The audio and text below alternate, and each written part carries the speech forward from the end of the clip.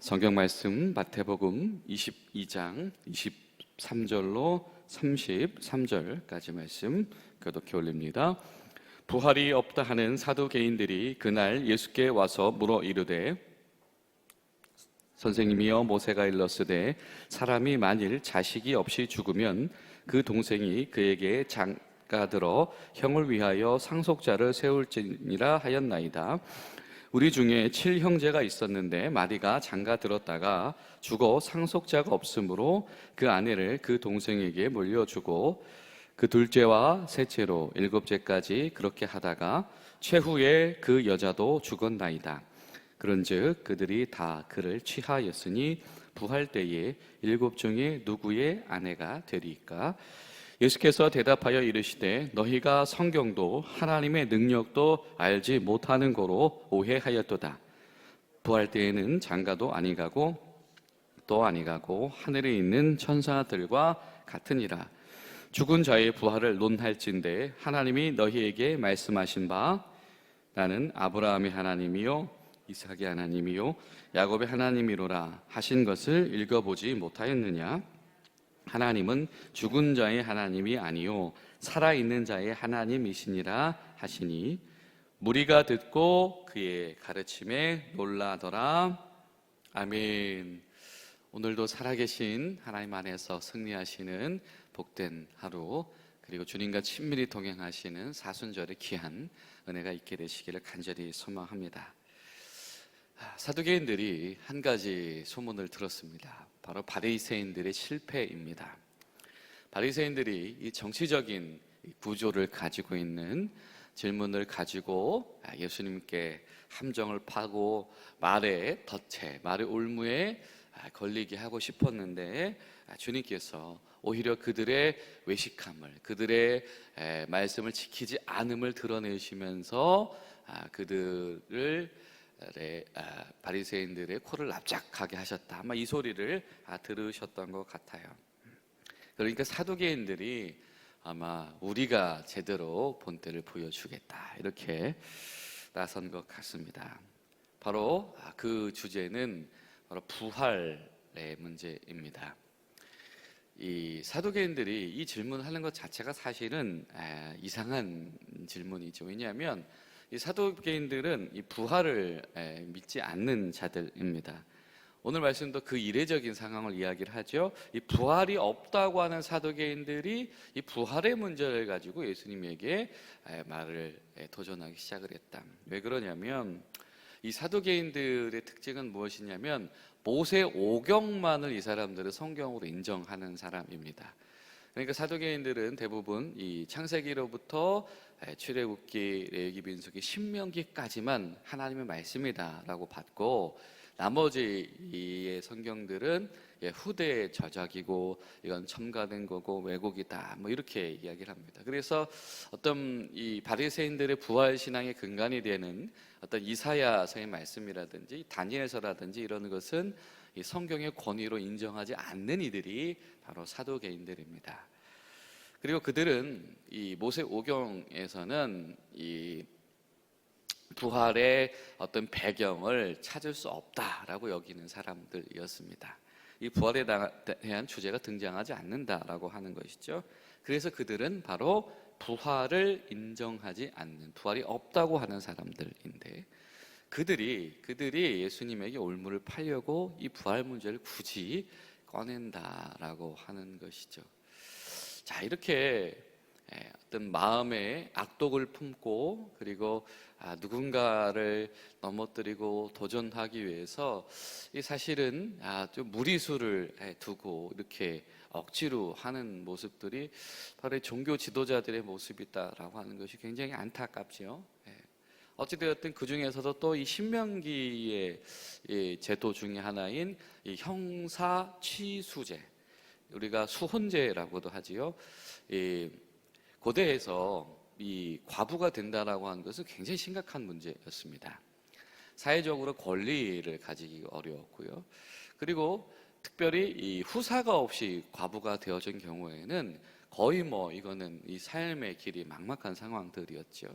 그래서 신명기법에서는 이런 일이 생겼을 때에 동생이 형수와 결혼을 해서 그 가문의 대를 잇게 해주는 바로 그런 이 절차를 신명기가 이야기를 하고 있습니다. 이것이 바로 형사 취수제입니다. 형이 죽었을 때에 동생이 형수와 결혼하는 제도다라고 하는 것이죠. 이 사두개인들이 바로 이 두 개를 절묘하게 이 조합을 한 것입니다. 그리고 실제로 일어나기 어려운 어떤 그런 예를 들었습니다. 이 형제들이 연달아서 사망하게 되었을 경우에 그러면은 그 형수는 7명의 이 남편이 생긴 격인데 그럼 나중에 이 부활하게 될 때에 누구의 아내가 되겠습니까? 이것은 이 예수님을 할 말 없게 만들기도 하면서 이 부활 논쟁 자체를 사실 그러니까 이 부활 얘기는 이 쓸데없는 소리다 이런 결론을 유도하려고 했던 것 같습니다. 자, 성경 지식도 이렇게 활용이 되어지지요. 그런데 오히려 예수님께서는 이것을 적극적인 이 부활 신앙의 교육의 기회로 삼고 계십니다. 29절에 보면 예수님께서 이렇게 말씀하시죠. 너희가 두 가지를 모른다. 첫 번째 성경을 모른다. 두 번째 하나님의 능력을 모른다라고 하는 겁니다. 자, 하나님의 능력을 모른다. 하나님을 너희 판단 범위 안에서만 너희들이 생각하려고 한다. 여러분, 우리가 성경을 통해서 만나는 하나님이 여러 가지 성품들이 있지만 그 중에 대표적인 것들이 있다라고 한다면 하나님의 전능성입니다. 하나님의 전능성이라고 하는 것은 하나님의 자유로우심이라고 하는 것은 이 창조주로서의 어떤 이 권위입니다. 아무도 알지 못했던 것, 시작하지 못했던 것을 시작하시는 분이 바로 하나님이시다라고 하는 것이죠. 그렇다라고 한다면 이 하나님의 전능성을 인정한다라고 하는 것은 곧 내가 판단할 수 없는 범위, 내가 알 수 없는 세계와 그 일하심 속에서도 하나님은 존재하신다라고 하는 것을 인정하는 것이 바로 이 전능자이신 창조주 하나님을 인정하는 것입니다. 그리고 하나님의 성품 중에 하나는 무엇이냐면 예측 불가능성입니다. 우리가 나의 경험을 토대로 그 범위 내에서만 하나님을 알 수 없는 것이 하나님께서 어떻게 일하실지를 우리는 예측할 수 없다. 하나님은 우리 생각보다 크신 하나님이시기 때문이다라고 하는 것이죠. 이것이 이 구약 성경 전반에서 펼쳐지는 이 하나님에 대한 어떤 가르침입니다. 그런데 이 사두개인들은 바로 그것을 인정하지 못하는 자신들의 어떤 전통의 범위, 자신들의 지식의 범위, 그리고 자신들의 공감대 범위 안에서만 하나님 신앙을 하려고 하는 바로 그런 이들이었다라고 하는 거죠. 예수님께서 바로 그것을 지적하십니다. 너희들 경험 안에서만 하나님을 알려고 한다면 절대로 제대로 하나님을 알 수 없다. 인지 범위를 넘어서는 하나님을 인정해라라고 하는 것입니다. 여러분, 예수님의 제자들도 그러했죠. 도마가 사실은 굉장히 뜨거운 사람이었음에도 불구하고 우리가 예수와 함께 죽으러 가자 했지만 그가 어떻게 이야기합니까? 나는 부활이라는 것을 사실은 말로만 들었지 경험해 본 적이 없는데 내가 예수님을 만나보기 전까진 나는 절대 믿을 수 없다. 오죽했으면 주님께서 제자들 앞에 이 도마 때문에 다시 나타나시죠. 심지어 이 그분이 이 손에 허리에 상한 모습 그대로를 도마에게 보이십니다. 이건 오로지 도마를 위한 단독 어떻게 보면 주님의 서비스이지요. 결국 그 주님의 어떤 사랑과 긍휼과 참으심 때문에 도마는 다시 한번 사도가 되어지고 선교자가 되어지고 저쪽 아시아로 또 인도로 가게 되어졌습니다. 예수님께서 바로 그 이야기를 하십니다. 나의 인지 범위를 넘어서는 하나님을 신뢰할 수 있어야 된다. 그리고 질문 자체도 잘못됐다라고 지적을 하십니다. 무엇이냐면 하나님께서 보여주실 부활이라고 하는 것은 이거는 그냥 죽음의 어떤 생명이 끊어진 사건의 번복이 아니다라고 하는 겁니다. 완전히 새로운 형태의 존재 방식이다. 그래서 그 관계조차도 새롭다. 어떻게 된다? 하늘의 천사들과 같다. 이것은 무슨 의미겠습니까? 이 땅에 있는 어떤 관계 속에 속한 것이 아니다라고 하는 겁니다. 사도 바울의 고백처럼 새로운 몸을 입은 자들의 존재 방식이 펼쳐지는 것이고 관계도 마찬가지다. 하나님께서 이 세상에서 세우셨던 남녀가 서로를 보호하며 보완하는 이런 결혼 관계를 뛰어넘는 새로운 이 관계와 존재 방식이 하나님의 부활 사건 속에서 이루어지게 될 것이다 라고 하는 것이죠. 그리고 또 한 가지는 언급하십니다. 바로 이제 출애굽기 3장의 말씀인데요, 32절에 보면 나는 아브라함의 하나님이요 이삭의 하나님이요 야곱의 하나님이로다 하신 것을 너희들이 읽어보지 않았느냐. 너희들이 모세 오경만 따지는데 모세 오경만 잘 보아도 이 하나님의 이 부활의 능력을 알 수 있다라고 이야기를 합니다. 자, 하나님은 죽은 자의 하나님이 아니고 살아있는 자의 하나님이다. 이것은 무엇이냐면 이 시제를 말씀하시는 겁니다. 하나님께서 모세에게 말씀하실 때 나는 아브라함의 하나님이었고 이삭의 하나님이었고 야곱의 하나님이었다라고 하는 과거형으로 말씀하신 것이 아니라 하나님께서 나는 모세의 하나님이고 아브라함의 하나님이고 이삭의 하나님이고 야곱의 하나님이다 라고 하는 현재형으로 말씀하신다라고 하는 것이죠. 지금도 아브라함의 하나님, 지금도 이삭의 하나님, 지금도 야곱의 하나님이다. 그 말이 무슨 말이겠냐? 아브라함과 이삭과 야곱이 새로운 존재 방식으로 하나님 앞에 지금 있다라고 하는 이야기가 아니겠느냐? 하나님은 바로 그것을 이야기하신 것이다 라고 주님께서 말씀하고 계신 것이죠.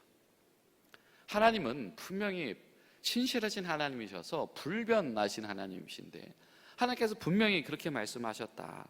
나는 너희들의 하나님이 될 것이다 라고 말씀하셨는데 그 하나님은 말씀하신 그대로 모세의 때에 여전히 아브라함과 이삭과 야곱의 하나님이셨다라고 하는 것이죠. 이게 바로 새로운 존재 방식, 하나님의 부활이다. 사두개인들아, 너희가 그렇게 사모하는 모세 오경만 제대로 알았더라면 너희가 이런 생각을 가질 수 있었을 텐데 라고 하는 것이죠. 동전을 가지고 예수님을 무색하게 만들려고 했던 바리새인들이 무색하게 되어졌던 것처럼 자신들의 논증을 가지고 예수님을 무색하게 만들려고 했던 사두개인들도 예수님 앞에서 결국 굴복하고 말았습니다. 근데 놀라운 이야기가 펼쳐지죠. 33절에 무리가 듣고 그의 가르침에 놀라더라. 이 무리다라고 하는 것이 어떤 지시대명사를 포함한 그런 단어가 아닙니다. 거기에 모여있는 일반적인 다수의 사람들 이야기를 하는 겁니다.